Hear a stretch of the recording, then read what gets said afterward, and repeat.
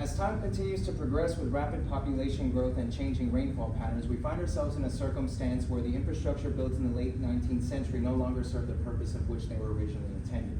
Favorably so, technology also continues to advance in a direction that could revolutionize the surveying world as we know it. Years ago, when I started at a firm as a crew member, I had the fortunate opportunity to be contracted by a local municipality to conduct a feasibility survey. The nature of this survey was to obtain information as to the depth, location, condition, pipeline size of storm drainage, sanitary sewer systems, in the region known to cause excess flooding to neighborhoods.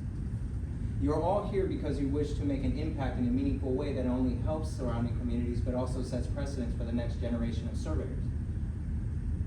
The issue that can occur when using traditional methods of surveying, besides the dangers associated with the profession, could also include potential errors in the recorded data where verification requires an additional field visit, wasting precious time and resources that could potentially delay projects.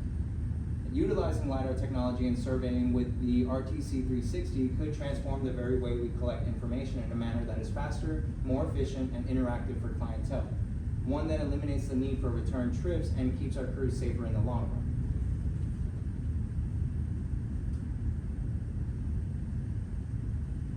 Now, there are approximately 20 million manholes across the United States, which would be the equivalent of finding one every 400 feet. Many of the nation's pipeline systems are installed or were installed decades ago, meaning a significant portion is reaching or has already reached the end of its expected lifespan. The need to examine and review these systems to accommodate future generations is at an all-time high. Additionally, when using traditional surveyor methods in the field, one might be aware of the potential dangers crew members face, such as oncoming traffic, hazardous gases, and negligence that could lead to injury. Just to get into it pretty quickly, on the top left is what it looks like when you open a manhole and you've already set up your traffic cones around the region. The deep refers to the depth of the manhole, measuring from the top of the lid using the wooden left, where top would refer to the measurement from the top of the lid to the bottom of the pipeline, and this would refer to the pipeline size and would denote north. And so when a single crew stops to measure this information, taking all of this into consideration, the dangers from the actual manhole itself is one to consider, especially considering they can weigh anywhere from 50 to 250 pounds depending on the material.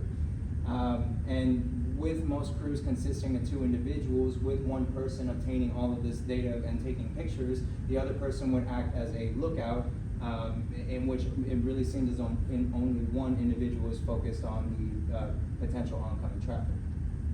And there's also the hazard of potential toxic gases, of hydrogen sulfide released from manholes. If you stand too close, that could also lead to potential for fall and injury, and the sad reality is that you would be more likely to succumb to your injuries or succumb to the deadly gases than you would be to the injuries, especially before a rescue team could arrive in time. There was even an instance back in July 10th in 2020 here in Texas where 2 men had died, where the first one had succumbed to the gas and the second one had gone after him, and unfortunately the same had occurred. Another risk run when delegating the workload to different crews, depending on how competent the measurements taken are, could greatly vary and add hindrance to project deadlines, if not monitored carefully. Say, for example, a new crew member who's never had experience with an engineering tent measuring tape measures a pipeline to be 22 inches. Now, as a survey technician, my heart would almost sink immediately because I'm almost skeptical as to whether or not a 22-inch pipeline actually exists when I know one might not. And especially knowing that the additional verification would come from the needless field visit. And it could also be argued that the LiDAR technology in iPhones is considered sufficient, but considering the method of collection is also known to contain potential distortions and gaps considering the method of collection.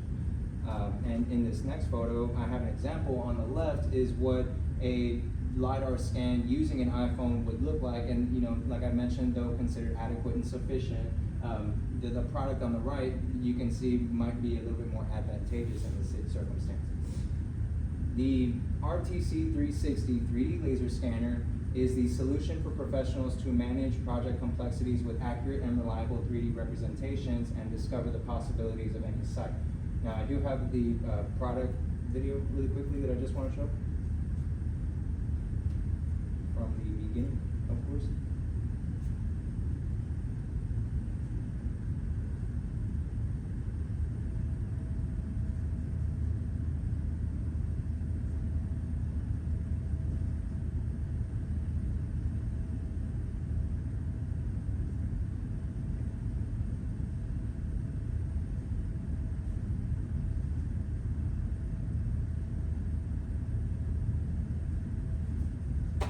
Fast, agile, and precise as marketed. Utilizing technology like this could very well eliminate the need for return trips to the field with interactive 3D scans that could be reviewed at a later time and made more interactive for client delivery. One can paint an entire picture as to the current condition of a manhole, as well as obtain the necessary information from the recorded data. And another alternative offered by Derek Twent, Director of Geospatial Services at TWM, is that instead of exclusively offering deliverables with the extracted data from point clouds, teach your clients how to work with the point clouds to ensure they understand the value of the data you are providing. And another possibility to consider is that when workforce surveying slows, as the market can be incredibly unpredictable, wouldn't it be nice knowing that a product existed that could aid to secure and keep staff billable? This could also pose an opportunity for the firm to offer a service in times of turmoil that could cover lost ground and turnover of profit. Incorporating 3D laser scanning services can open a new revenue streams and market segments as more applications for point clouds emerges. Now, the same firm that I referred to earlier, TWM, prior to 2012, they primarily functioned as a support service for the engineering projects. Today, their geospatial division makes up over half of their firm's staff, with revenue growth of approximately 900% from 2013 to 2021, when just focusing on 3D laser scanning alone.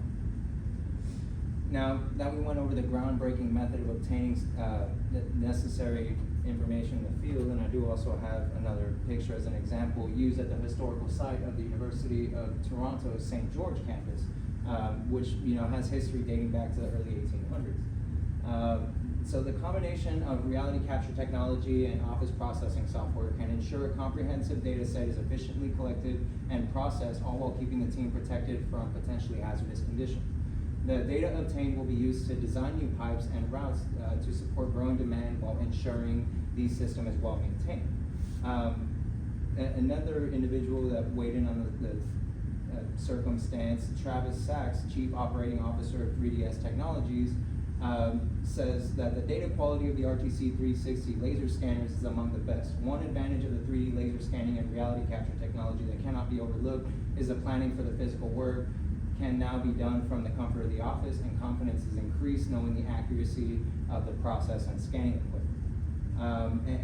Referring back to Twent's testimony, he also describes how the impact on his workflow has been phenomenal, and that he can set up a virtual meeting whenever there's a clash or an issue, and he can resolve it with clients within 20 to 30 minutes, identifying and addressing them, and where more time and sensitive attention was required.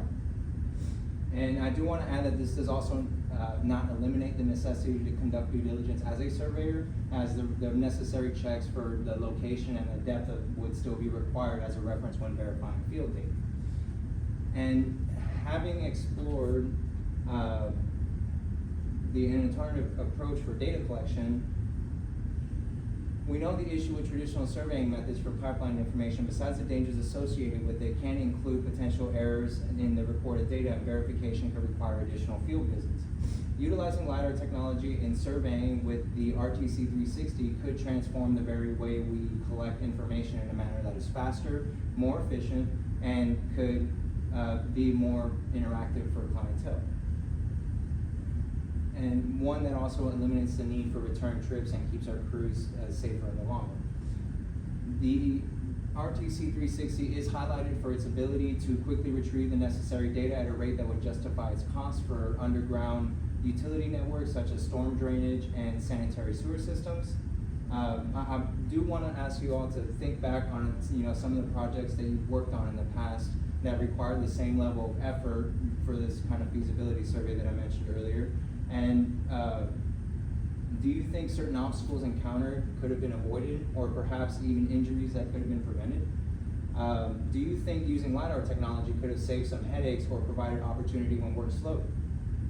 Remember, the future of the next generation of surveyors depends on you. Thank you.